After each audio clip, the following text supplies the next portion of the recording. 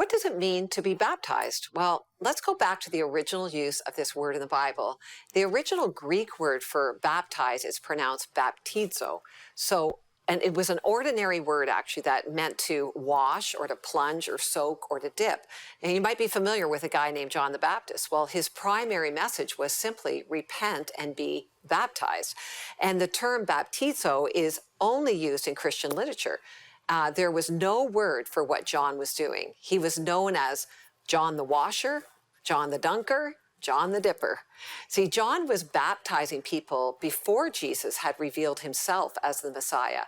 And his message to the Jews was that God is about to do something new. If you're not right with God, you'll miss it.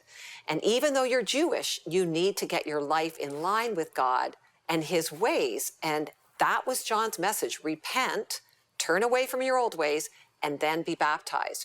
John's message to Gentiles was that many were turning to the Jewish faith so that they could worship the one true God.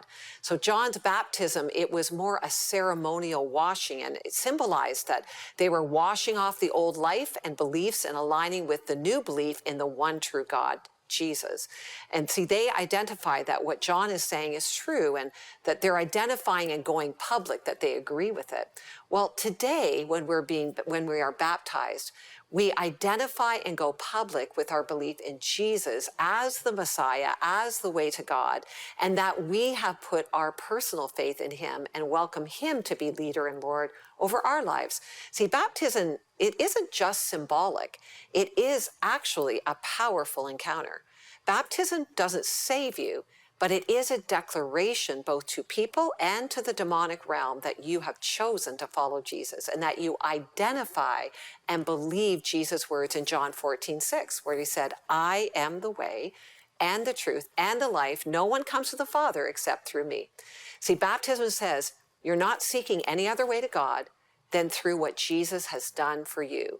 Well, in the early church, when people were baptized, they were also delivered of any demonic influence or hold that the enemy had on their life. And this is true today. When you say yes to baptism, you are demonstrating that you're part of God's kingdom and you've cut ties with Satan's kingdom. That's the old self.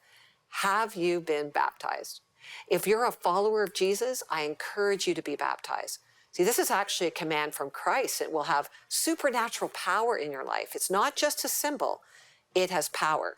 My favorite part of any baptism is when people share their story of why they chose to follow Jesus.